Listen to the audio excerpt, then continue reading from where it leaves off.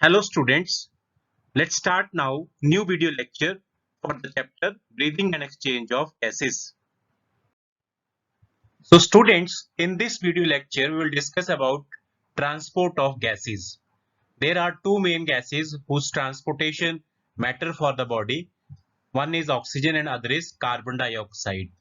So first of all students, we will discuss about transport of oxygen.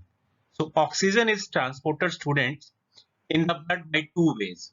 First, by mixing with hemoglobin, that is as oxyhemoglobin. When oxygen is combining with hemoglobin, then a complex structure is formed that is called oxyhemoglobin.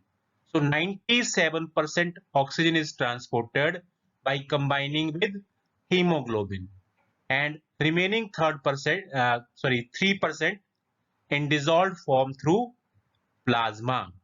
So 97% कैसे जाएगा? By combining with haemoglobin, और जब haemoglobin के साथ oxygen combine करेगा तो क्या बनेगा? Oxy haemoglobin. और रेस्ट 3% कैसे जाएगा?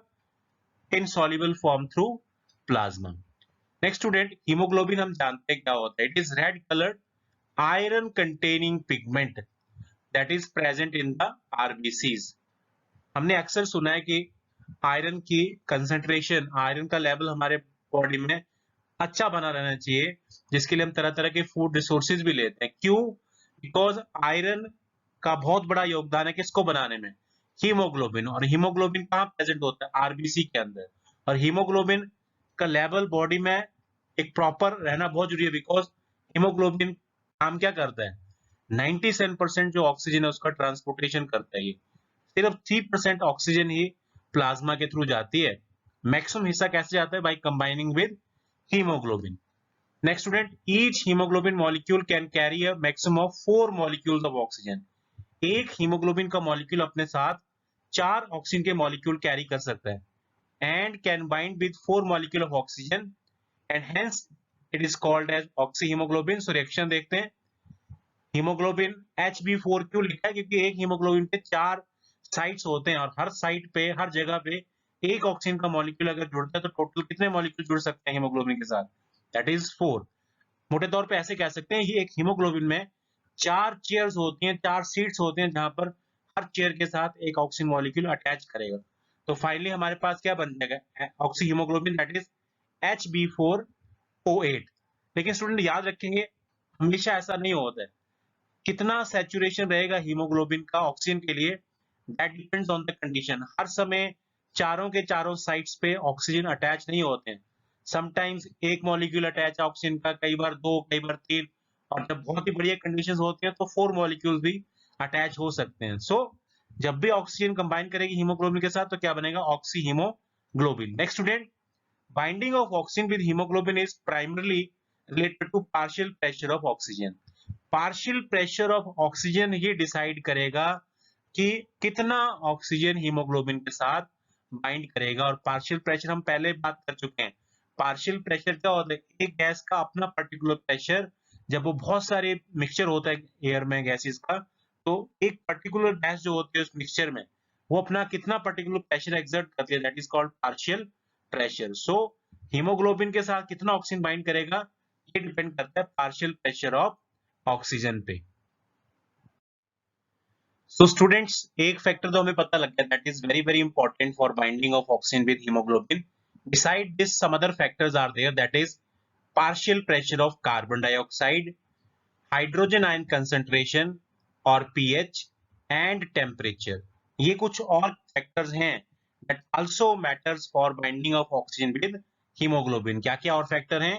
Partial pressure of carbon dioxide, hydrogen ion concentration and temperature.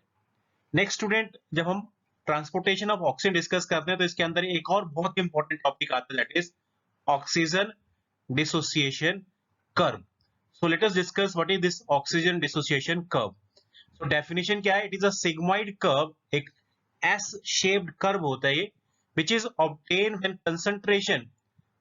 percentage saturation of hemoglobin with oxygen is plotted against the partial pressure of oxygen. एक एस शेप्ड कर्व ऑब्टेन होता है हमें कब, जब हम percentage saturation of haemoglobin with oxygen को plot करते हैं against the partial pressure of oxygen. जब डायग्राम में देखेंगे तो और समझ आएगा। This curve is highly useful student in studying the effect of factor like partial pressure of carbon dioxide, hydrogen ion concentration on binding of oxygen with hemoglobin। ये curve student हमें help करता है ये स्टडी करने में कि जो बाकी फैक्टर हैं पार्शियल प्रेशर ऑक्सीजन के अलावा, that is partial pressure of carbon dioxide, hydrogen ion concentration, उनका क्या प्रभाव रहेगा binding of oxygen with haemoglobin. Haemoglobin के साथ ऑक्सीजन के बाइंड करने में ये कैसे अफेक्ट करेंगे, that is other factor partial pressure of carbon dioxide and hydrogen concentration, इसकी स्टडी इस पर्टिकुलर कर्व के द्वारा की जाती है। Next student, the percentage of haemoglobin that is bound with oxygen is called percent saturation of haemoglobin. यहाँ पर पहली लाइन में एक term I that is percentage saturation of haemoglobin. So what is percentage saturation of haemoglobin?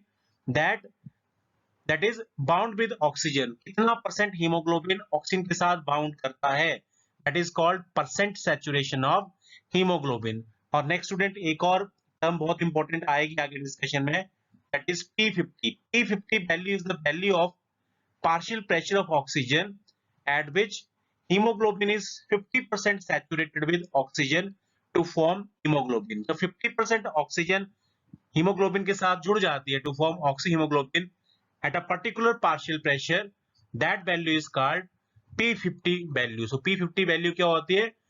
Partial pressure of oxygen की वो value जब 50% oxygen जो होते वो हीमोग्लोबिन के साथ जुड़ जाती है, अटैच हो जाती है। सो ऑक्सीजन डिसोसिएशन कर्व क्या है? It is a sigmoid shaped S shaped curve है, और इसमें क्या किया जाता है, इसमें हम प्लॉट करते हैं percent saturation of haemoglobin with oxygen को किसके against? Against the partial pressure of oxygen. Now students इस ग्राफ से समझते हैं ऑक्सीजन डिसोसिएशन कर्व। ये देखें, अगर ऊपर की साइड देखें तो हमने लिया है haemoglobin saturation, percentage saturation of haemoglobin with oxygen, और एक्स एक्सिस के तरफ क्या लिया हमने, that is partial pressure of oxygen. अब स्टूडेंट ये जो बीच वाली डार्क रेड लाइन है ये ऑक्सीजन डिसोसिएशन कर्व को रिप्रेजेंट करती है।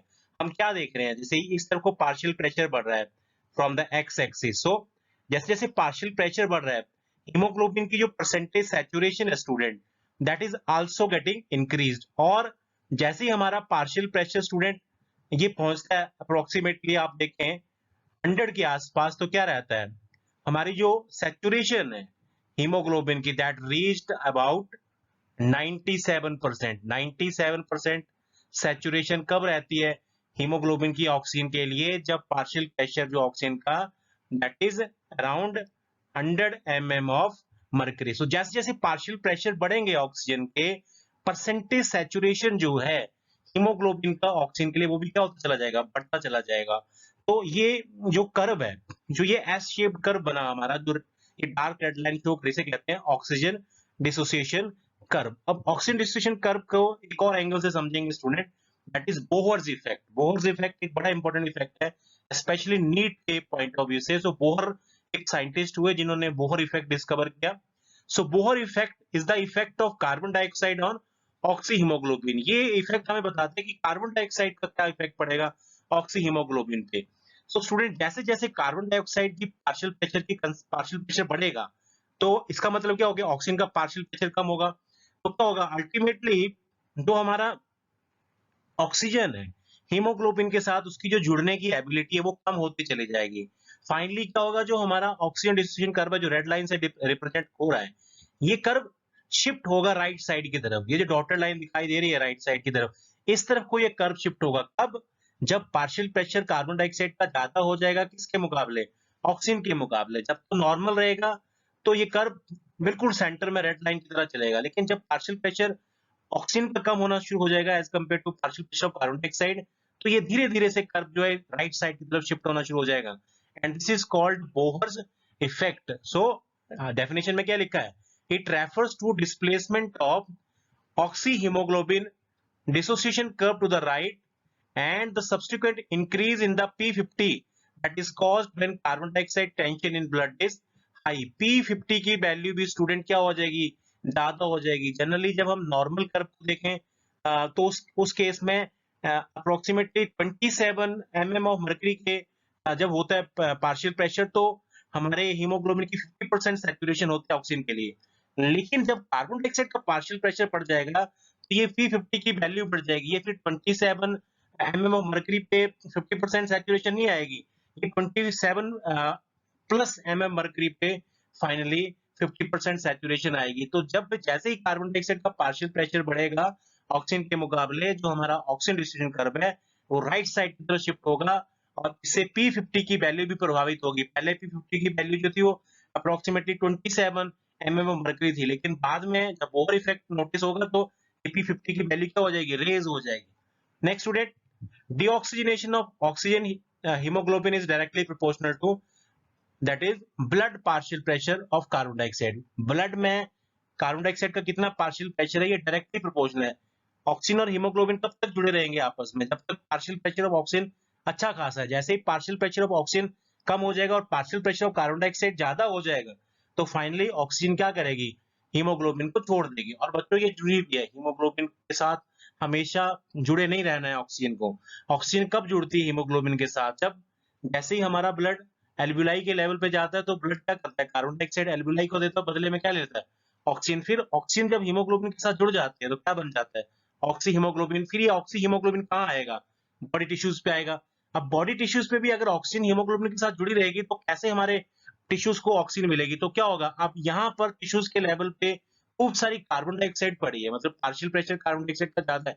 तो ये पार्शियल प्रेशर कार्बन डाइऑक्साइड का ज्यादा क्या करेगा, ये फोर्स करेगा उस ऑक्सीजन को हीमोग्लोबिन से अलग होने में, और फाइनली क्या होगा, ऑक्सीजन हीमोग्लोबिन से अलग हो जाएगी और उसको टिश्यूज ले लेंगे और बदले में ब्लड में क्या ऐड हो जाएगा, कार्बन डाइऑक्साइड। तो ये ऑक्सीजन का डिसोशिएट होना बड़ा जरूरी है हीमोग्लोबिन के साथ, और इसके लिए जो कंडीशंस है मेनली वो क्या है, that is increase in the partial pressure of carbon dioxide, increase in the value of pH, sorry decrease in the value of pH and increase in the value of temperature। जो जो चीजें Bohr effect के लिए responsible हैं वो चीजें responsible हैं oxygen को हीमोग्लोबिन से अलग करने के लिए। और वो क्या क्या फैक्टर हैं, increase of partial pressure of carbon dioxide, increase of temperature and decrease of pH, और increase of concentration of hydrogen ion.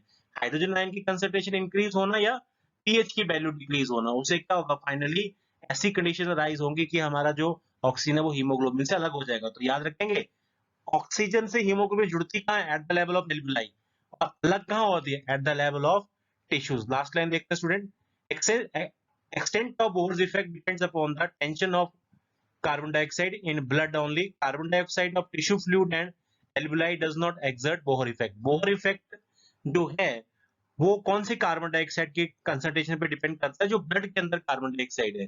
Carbon dioxide जो टिश्यू फ्लूइड के अंदर है या एल्ब्यूलाई के अंदर है उसका बोहर इफेक्ट से कोई लेना देना नहीं है। सो बोहर इफेक्ट क्या है, it is a displacement of hemoglobin oxygen distribution curve to the right side q अब when there is increase in partial pressure of carbon dioxide।